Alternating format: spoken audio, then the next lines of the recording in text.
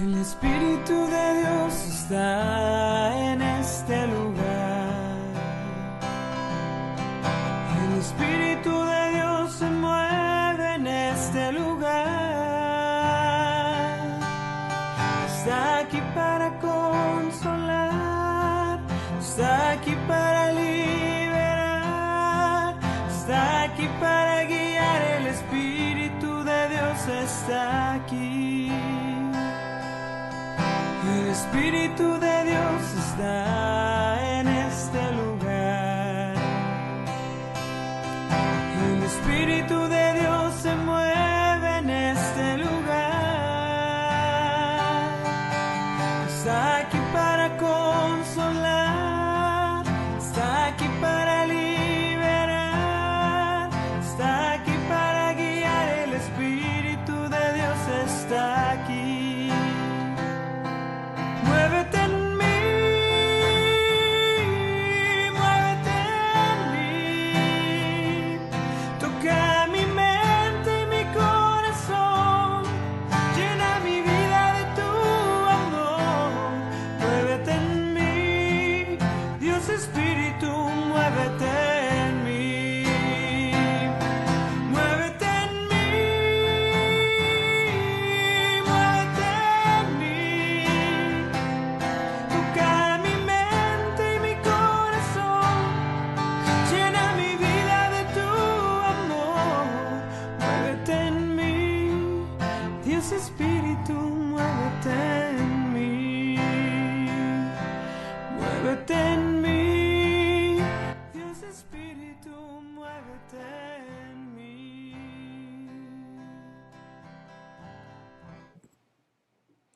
Buenas noches a todos, bienvenidos nuevamente a estos encuentros en torno al Nuevo Testamento.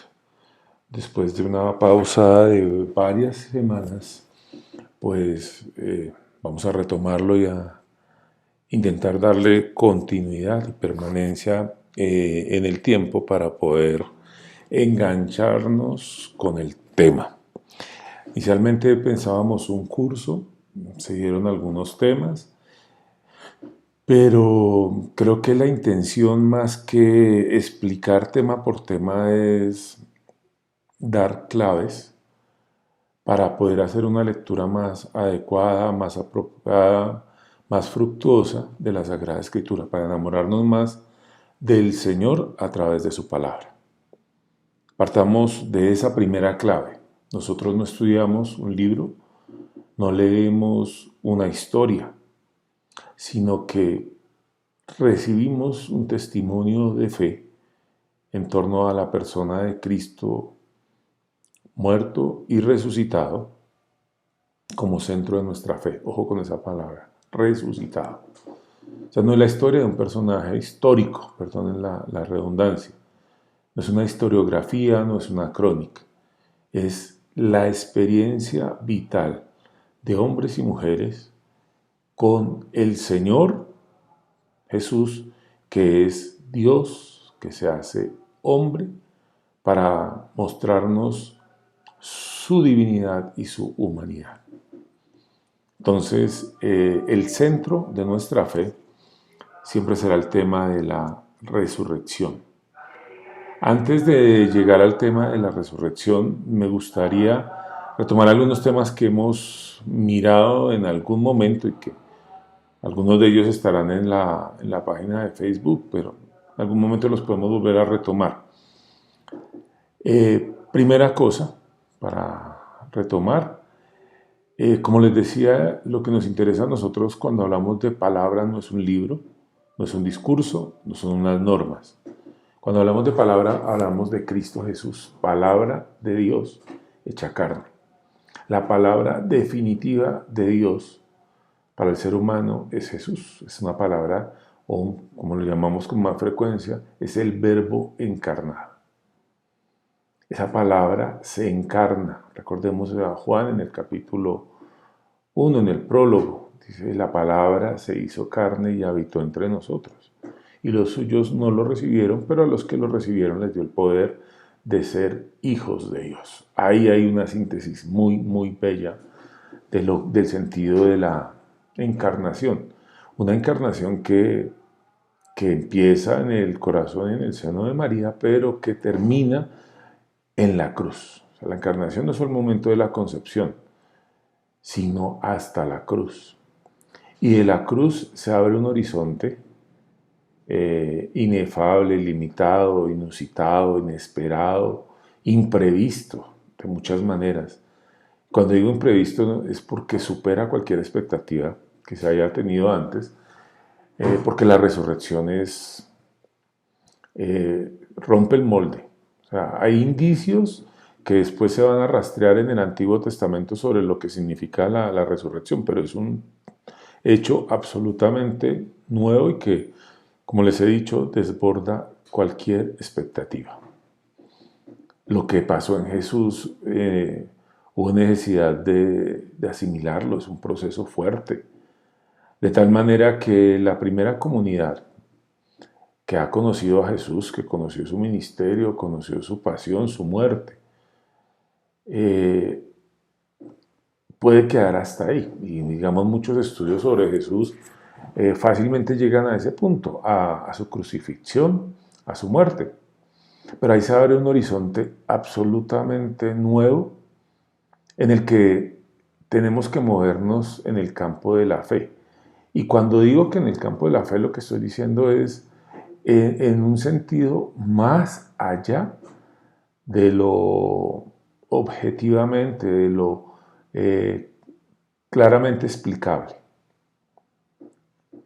Cuando llega uno a estos temas, conviene recordar a San Agustín, que San Agustín decía, como todos los santos, como también lo podemos decir nosotros, también estamos llamados a la santidad, que Dios es grande. Otro santo después lo decía de una manera mucho más explícita.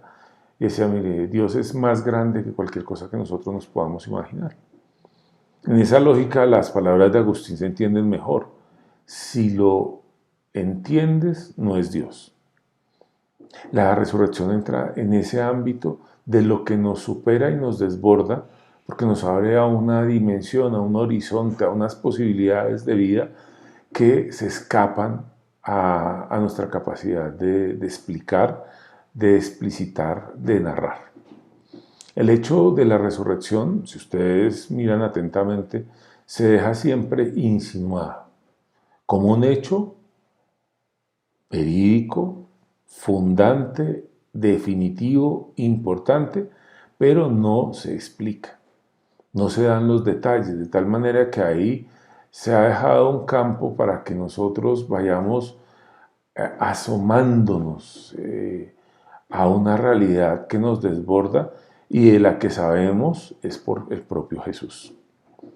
Si Jesús, más o menos, se cree que con alguna seguridad muere entre el año 30 o el año 33. Esas fechas, ¿por qué varían? Porque no tenemos, o sea, no tenemos un cronista que vaya tomando nota, vaya diciendo Jesús hizo esto, Jesús hizo aquello, era tal hora. No, todo eso son reflexiones posteriores que recogen datos verídicos, históricos, pero que también los desarrollan. No es que los inventen, los desarrollan, los ordenan, los enfatizan según la intencionalidad del autor, que en todos los casos es atender las necesidades de una iglesia que se está formando. Entonces ahí aparecen claves. La gran palabra clave para los evangelios y para todo el Nuevo Testamento es resurrección, que es lo que hoy intento empezar a compartirles de una manera muy, muy sencilla, muy desprevenida, para dejar algunas cosas más claras, pero sin intentar agotar un tema que es inagotable y que es tan grande que sería imposible y no tendría sentido, como decía San Agustín, explicarlo y entenderlo todo. Eso es como un salto que el Señor nos propone, pero no un salto discúlpenme la expresión, a lo bruto. O sea, la fe no se puede utilizar como una excusa para creer cualquier cosa y la falta de fe como para no creer nada. No. Si bien es cierto que todas estas realidades, estos eventos, estas situaciones de fe tienen un componente subjetivo importante, sin duda, hay unos hechos objetivos que son fundantes y por tanto fundamentales, y la resurrección es el primero de ellos. Nosotros cuando pensamos en la historia pensamos en un desarrollo cronológico y asumimos cronológico igual lógico. La lógica, la secuencia normal sería esto: nace, muere, nace, crece, se reproduce, no aplica con Jesús, aunque todos somos hijos por Jesús, nos dio el poder de ser hijos de Dios. O sea, también es una vida más que fructífera, más que generadora de vida, como la de Jesús, ninguna. Y muere. Digamos, ese es el ciclo vital de las cosas, de las personas, de los seres vivos. Ok. En Jesús, esa parte, digamos, no era interesante porque Jesús era un personaje llamativo, carismático, cautivador, público, que decía muchas cosas y que marcó la historia de personas y de comunidades que se encontraron con él. Pero lo que le da el valor, la importancia, y la palabra creo que es bien pertinente, la trascendencia al acontecimiento Jesús, es su resurrección. La vida como la miramos así en ese ciclo vital que les he señalado, pues ahí caben maestros, villanos, generales, gobernantes, emperadores, gente anónima. Con mucha seguridad, si se tratara de alguien conocido como predestinado, o por lo menos que hubieran expectativas claras en saber que este personaje iba a hacer alguna cosa importante, que en muy pocas veces sucede, porque normalmente a partir de ese hecho grandioso que muestra como la altura, la importancia del personaje, a partir de ahí es que se vuelve interesante saber más de su vida, de sus logros, de su origen, de su proceso.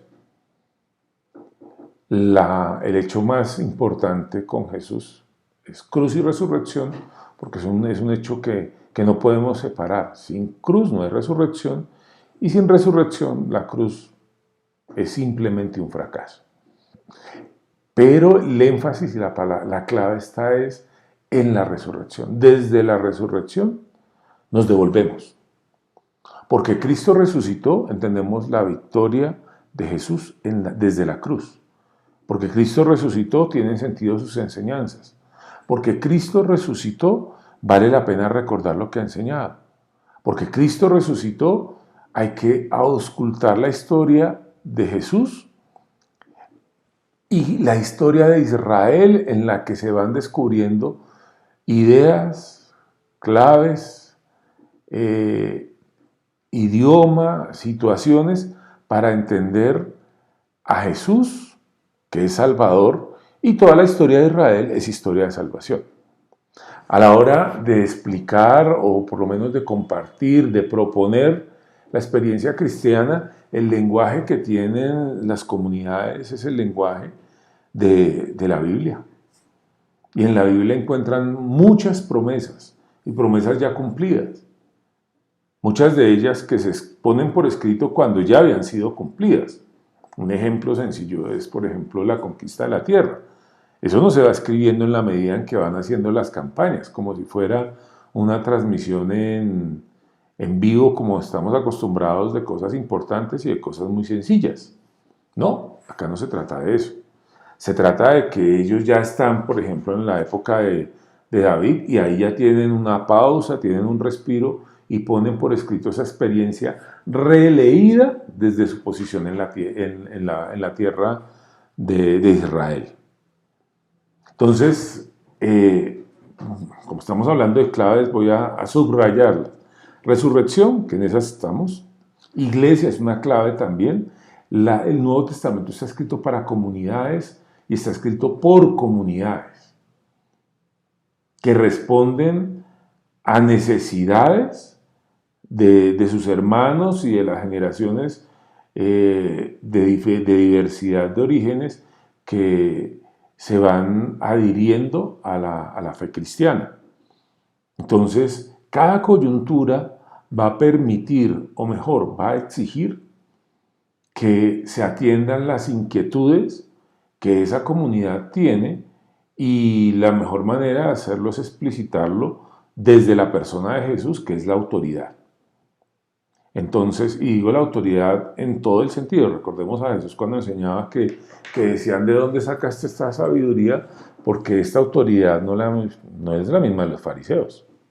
Este habla con mucha autoridad, mientras que los otros a veces se destacan más bien por su incoherencia. Entonces, cada comunidad va contando, reconstruyendo algunos elementos del testimonio de las comunidades sobre Jesús, de las palabras y los hechos acontecidos, pero siempre van mediados por una interpretación en torno a la necesidad de lo que la necesidad que quieren cubrir a través de su enseñanza. En ese orden de ideas, y el punto que quiero que quede bien claro es que, les decía hace un momento, la historia a veces es para nosotros cronológica y lógica en ese ciclo vital.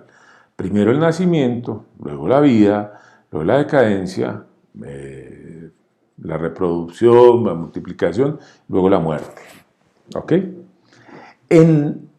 Una clave para entender el Nuevo Testamento es tener claro siempre que acá se empieza por el final, porque el final es el que está desde el final, entre comillas, pues, desde la resurrección se va leyendo todo. Les decía hace un momento, se va leyendo la cruz, la comunidad, las tensiones, los conflictos, los milagros, porque el hecho que hace meritorio, válido, interesante y pertinente hablar de Jesús, compartir el testimonio de las comunidades en torno a Jesús, es que Él resucitó.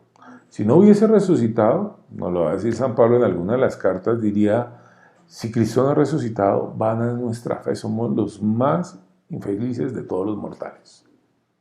Así es la cosa. Y entonces, por eso esa clave de la resurrección es la primera el primer aspecto en que nos ayuda, es que desde la resurrección es que yo voy entendiendo todos los textos. Porque los textos se organizaron, se redactaron, se afinaron y se pulieron teniendo en la mente ¿qué? La resurrección. Entonces me voy al extremo. El Evangelio de Mateo y el Evangelio de Lucas empiezan con los relatos de la infancia, pero Marcos no. Marcos empezó con el bautismo y el ministerio público. Marcos es muy breve y muy escueto, arranca capítulo 1 con Evangelio de Jesucristo, Hijo de Dios. Pone a Juan Bautista y está el bautismo. Hace todo el itinerario, llega a la enseñanza de Jesús en Galilea, después de la confesión de Pedro, la subida a Jerusalén, y subiendo a Jerusalén, la pasión, la muerte la pasión y la muerte inicialmente. Si miramos el relato de la pasión en los 4 evangelios, son muy parecidos, los hechos son muy, muy cercanos en la manera en que se relatan, con algunos énfasis o con algunas variaciones o omisiones en algunos casos, pero corresponde al centro. Es como que lo que más guardó la comunidad inicialmente, de tal manera que uno podría describir a Marcos como una ampliación del relato de la pasión. Inicialmente Marcos termina en el capítulo 15 con la tumba vacía. Marcos es el primero de los evangelios que se escribe. Uno lo ubican entre el 65, 70 máximo, principios de los 70. Y los hechos acontecieron en el 30-33, o sea, estamos hablando de una diferencia de 40 años de distancia entre los acontecimientos y en la redacción final. Eso no significa que en esos años se haya escrito todo, no, lo que hace Marcos es ir recogiendo materiales en torno a la pasión, la muerte de Jesús, la resurrección, lo poco que se sabe, lo poco que se puede decir, porque ninguno de los evangelios aparece, hay un testigo de la resurrección, hay encuentros con el resucitado, o ya vamos para allá. Lo que encontramos es una ampliación de esos relatos de la pasión para darle sentido a la fe de los que están conociendo a Jesús. ¿Por qué esa muerte es salvadora? Esa es una pregunta difícil de responder. Y entonces los evangelios nos van a dar claves, nos van a iluminar para entender mejor la vida de Jesús, su pasión, su muerte y su resurrección. Entremos entonces pensando, eso es Marcos, entremos en Mateo y Lucas, un pequeño acercamiento.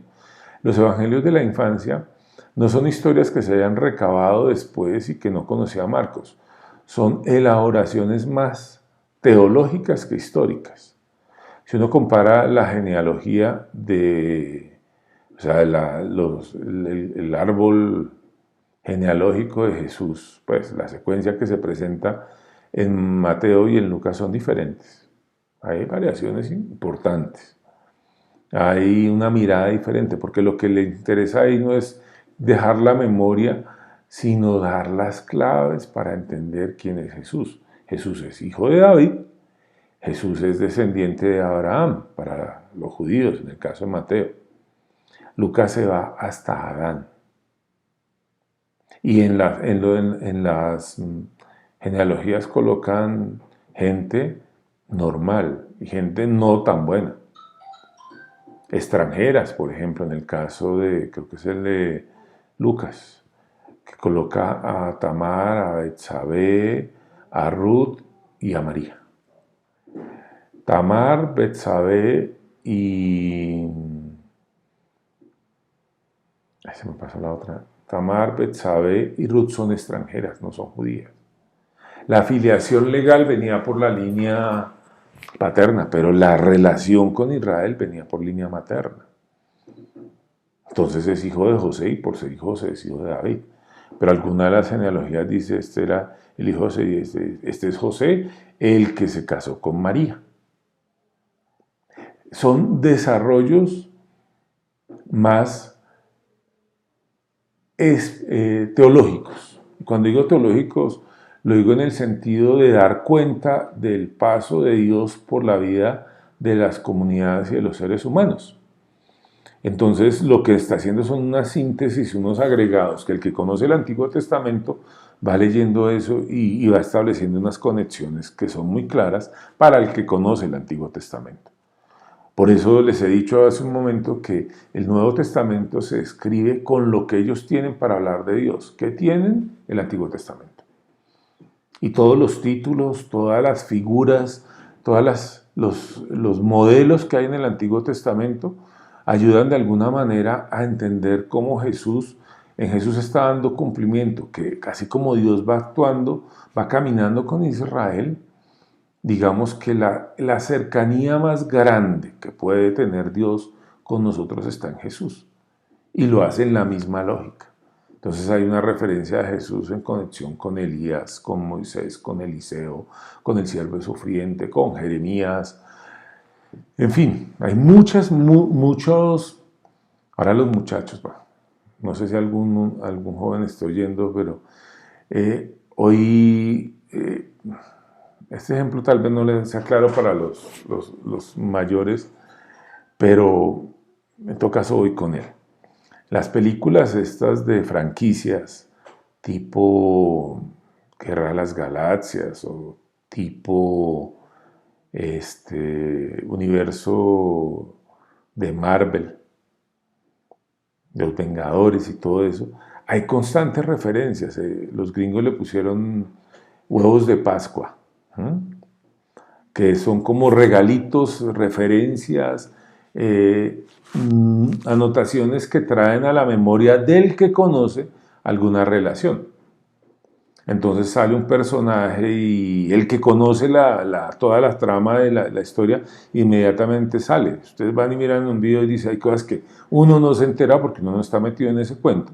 Pues dice, mire, 50 huevos de Pascua, easter egg, que aparecieron en la película tal. Uno no se enteró. ¿Por qué? Porque uno no conoce esa historia.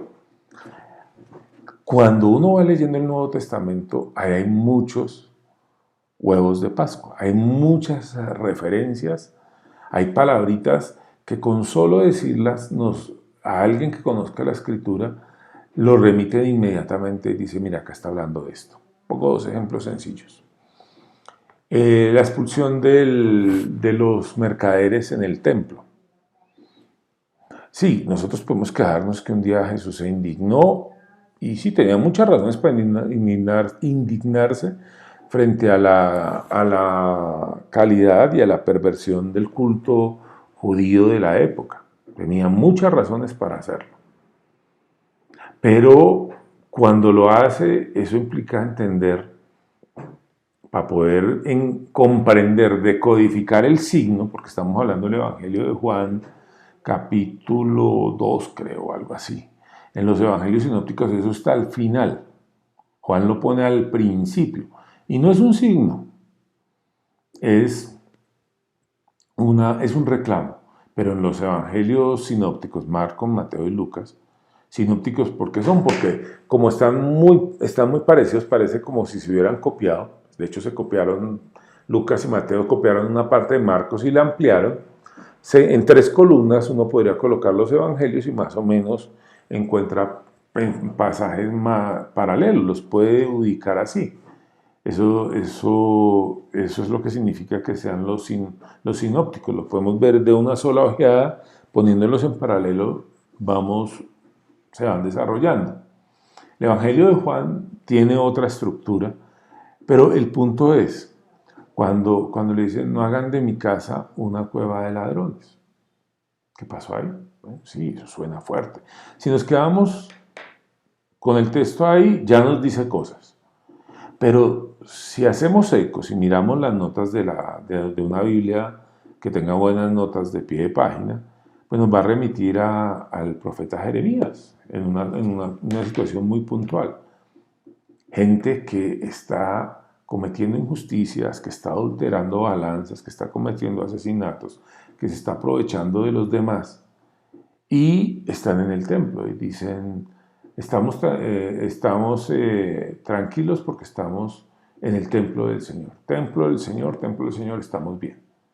Y el profeta Jeremías les va a decir, ¿cómo van a llamar a este templo del Señor cuando ustedes tienen su corazón lleno de tanta injusticia? Entonces, más allá de un hecho anecdótico o puntual, lo que está haciendo es un gesto profético Jesús al estilo, obviamente gesto profético al estilo de los grandes profetas. Y Jeremías era tal vez del que conocemos más bien gestos proféticos fuertes.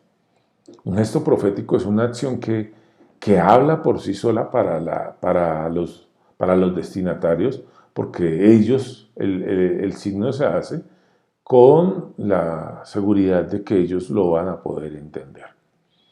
Entonces, por ejemplo, esto que hace Jesús es un signo profético, o sea, el hecho que esté sacando a los cambistas que no les interesaba el culto, sino que era un trabajo, un negocio, un ánimo de lucro, necesario para el culto sí, pero en el que a ellos, ¿qué les importa? Es un negocio. Pero las palabras son fuertes. Mi casa es casa de oración, mi casa. ¡Wow! Eso es fuerte. Jesús está hablando del templo como mi casa y el templo es el lugar de la presencia de Dios. Para poder afirmar eso, vuelvo al punto, se hace desde la resurrección. O sea, el que está diciendo esto ya conoce los milagros. Este es el resucitado. La multiplicación de los panes. No, progresivamente se va haciendo una pedagogía, ¿m?, para que el lector que ya es creyente, que eso es importante, la Sagrada Escritura y de manera especial el Nuevo Testamento y los Evangelios no están hechos para convencer o para defender la fe. No, es para compartir la experiencia de Dios, sí, para clarificar ciertas cosas a la luz de la experiencia de los testigos y del sentido común de los fieles, o sea, lo que la comunidad va asumiendo, va entendiendo y en la que se va afirmando. Entonces, la multiplicación de los panes, detrás de eso está un símbolo eucarístico, claro. Y detrás del símbolo eucarístico, la última cena que está, pues la cruz. Pero todo eso tiene sentido, ¿por qué? Porque Cristo resucitó. Si no, hubiera sido solo la despedida, la última vez que comimos con el Señor y ya. Cuando el Señor se encuentra, sale al encuentro de los discípulos, también se repiten comidas. Muchachos, tienen pescado. O a pesar de que ya tenía pescado en la hoguera, eso es Evangelio de Juan. Nos va diciendo, todas esas son maneras de guiarnos para entender cada vez más y de mejor manera, de una manera más profunda, quién es Jesús, pero siempre estará la respuesta. Si uno mira el Apocalipsis, hay muchos títulos para Jesús. Van a haber por lo menos unos 70 títulos para Jesús. El libro del Apocalipsis habla más de Cristo que del futuro. De hecho, para las comunidades, en algún momento llegaremos allá, espero, el Apocalipsis no es el futuro, el Apocalipsis es el presente. Es lo que se está viviendo y frente a lo que se está viviendo nos recuerda es que Cristo ya venció, sigue venciendo y que Él es el digno de abrir el libro, de romper los sellos, de abrir el libro. Él es el único. O sea, el libro del Apocalipsis habla más de Cristo que de otra cosa. Es un texto cristológico por todo lado. Y ahí están todos los títulos de Jesús. Pero de fondo, el título, el gran título, hombre, Hijo de Dios sin duda, pero el Cordero degollado que está de pie, el resucitado, el que ha vencido la muerte. Ese es Cristo. Y todos los textos, de alguna manera, 27 textos del Nuevo Testamento, son 27 perspectivas de Jesús vivo y presente en las comunidades. Porque todos los textos tienen que ver con Jesús y con las comunidades.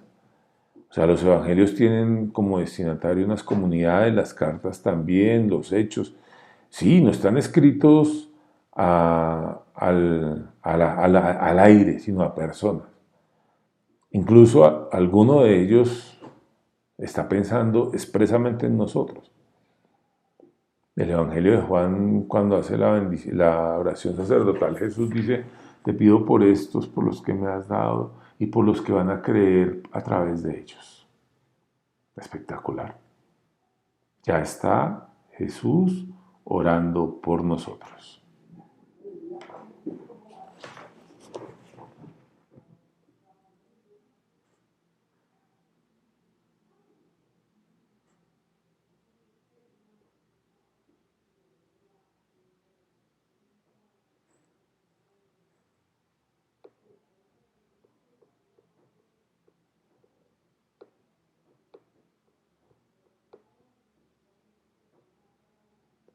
Tengo problemas con el computador. 2 segundos.